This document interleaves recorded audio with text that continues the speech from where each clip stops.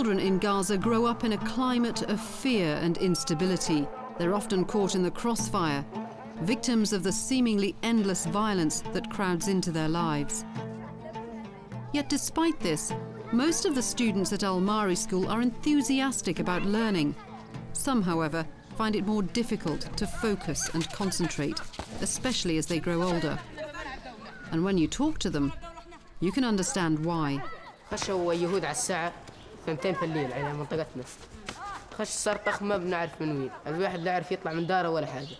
soldiers came to our neighborhood at 2 in the morning and they started firing.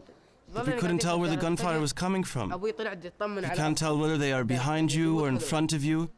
You can't even leave your home. At dawn, my father went to check on his sister who lives in the house next door, and the soldiers picked him up. When they left the house, they took us with them. They took us east, to Israel. They stripped us down to our underwear, then put us in overalls that were like a bag, with a zipper. They kept us there for 3 days with no food, nothing, just water. We were tied and blindfolded like this.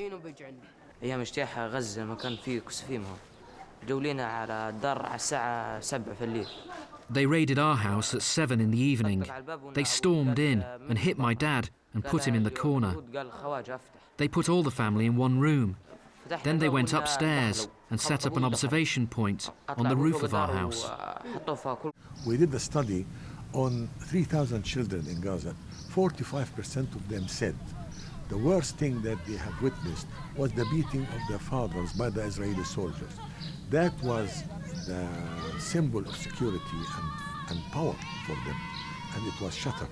When many children found in their neighborhood new models to replace the father who was shattered as a symbol of power and security, they found new models, the man with the Kalashnikov, and they became themselves violent and perpetuating violence again in different cycles.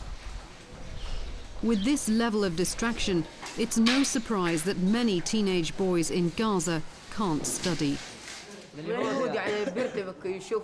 When we see the soldiers, we get confused and cannot think. How can you see someone killed in front of your eyes and concentrate on anything?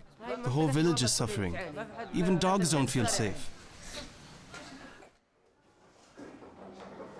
And among younger children too, it's clear how a climate of conflict affects their ability to concentrate or to perform well in exams.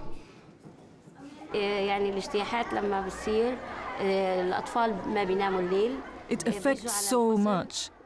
When incursions occur, the kids stay up at night. They come next day to school so sleepy, unable to concentrate, and they don't do their homework.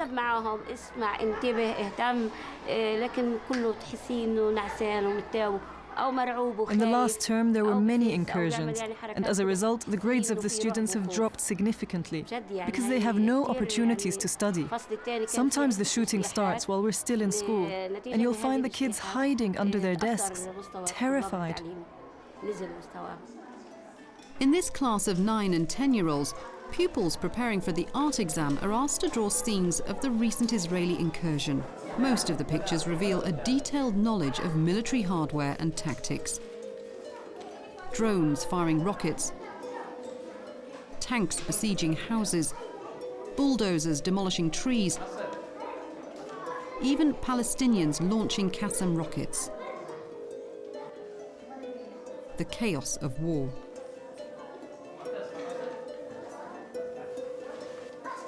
One girl chooses not to draw images of violence at all. Her picture shows flowers and an eye. But even this is actually a reflection of the conflict. The eye sheds tears. It sees and feels all harm caused by the soldiers. The eye sees everything. There's a strong correspondence between HALA's all-seeing eye and the surveillance balloon the Israelis use to look down and monitor everything the Palestinians do. I told my cousin Haya that the Israelis can see worms moving. Maybe not worms, but the Israeli cameras can certainly penetrate the darkest corners of Gaza. The Israeli military shot these night vision images, which reveal Palestinian resistance fighters using a school in Gaza, but not Al-MAARI school, as cover for a rocket attack on Israel. Like all the children at Al-MAARI, HALA goes to and from school by foot, through what appears to be peaceful countryside. But danger is always around the corner.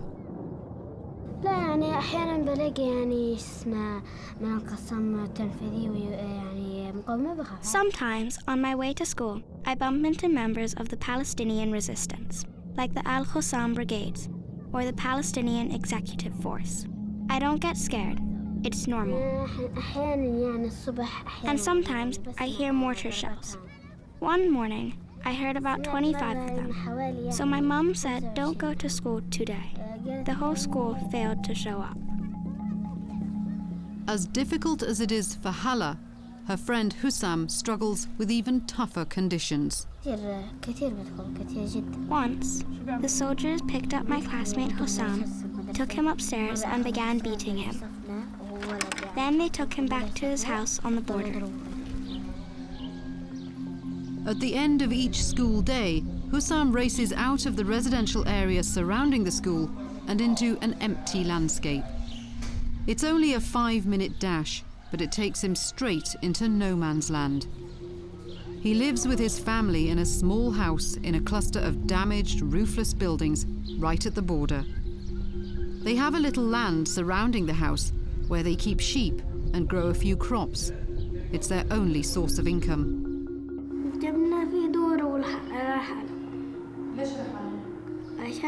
There are abandoned homes next to us that were left behind when people fled.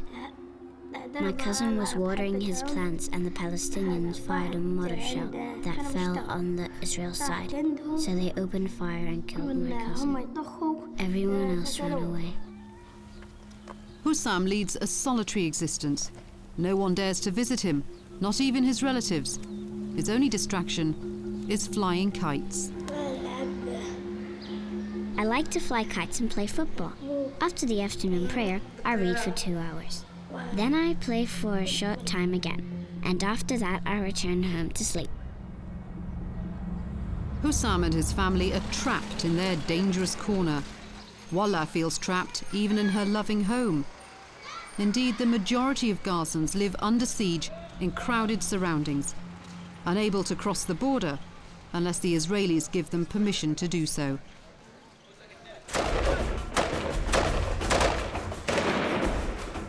In Baghdad, Iraqis are also trapped.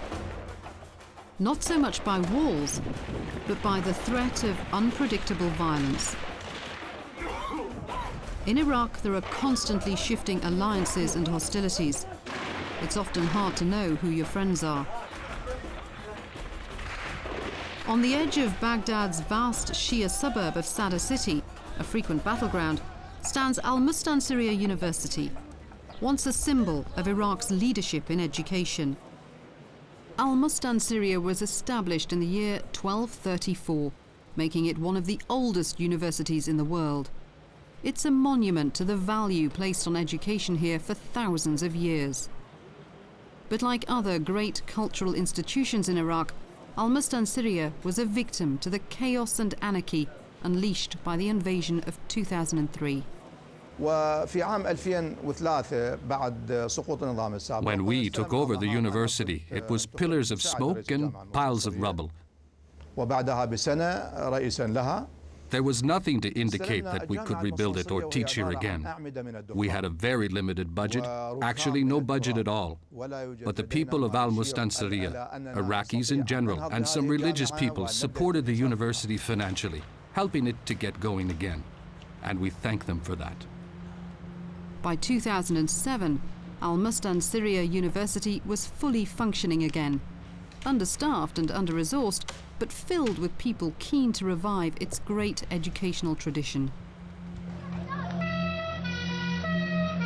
Then, in January of that year, a blow was struck clearly intended to terrorize Al-Mustansiriya to a standstill. 2 car bombs and a suicide bomber struck the university in a coordinated operation. More than 70 people were killed and 400 injured. Sabah Hassan Gomar and his fellow students leave flowers at the memorial dedicated to victims of the atrocity. Sabah still lives with the terrifying images he witnessed. Whenever I get to the university, I feel pain seeing this place. I will never forget that incident. Bits of people flying all over. The students burnt almost to nothing. I'll remember the remains all over the garden and the fires at every corner. We saw such badly deformed students, some of them totally burnt away. I saw naked survivors running everywhere. Their clothes had been blown off in the explosion. One thing I shall never forget is that some students were taking off their own clothes to cover naked bodies.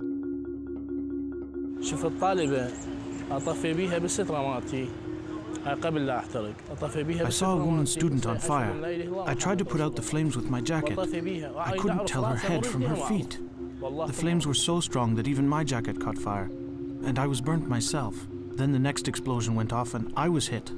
I fell to the ground. I no longer knew what was happening. For a whole month I could smell the burnt bodies, and I could not wipe out the images of the people ablaze in front of me. The day after Al-Mustansiriya University in Baghdad was bombed, students and teachers defiantly turned up for study. Many of the security guards who were there that day still work at the university.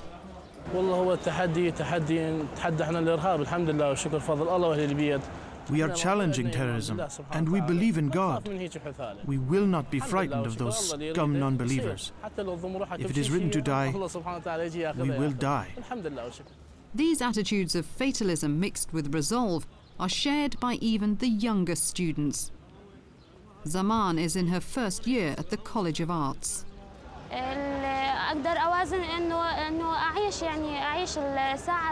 What I can do is to live hour by hour, or even the moment. Do my duty, and when it is time to die, I will die. Everyone takes his share of life. I have to study and learn and leave death to destiny. But who planted the bombs? And why was this ancient university chosen as a target? One explanation offered up is that Al-Mustansiriya was under the control of Shia militias, and that this provoked sectarian hostility from a Sunni faction. Others believe that the principal reason for the attacks is that the university actually challenges the very idea of sectarian hatred. The Iraqi universities are actually the essential Iraq. You find Shia, Sunni, Kurd, and Christian. The intention behind the attacks on our universities, especially Al-Mustansiriya, is to burn down that small Iraq.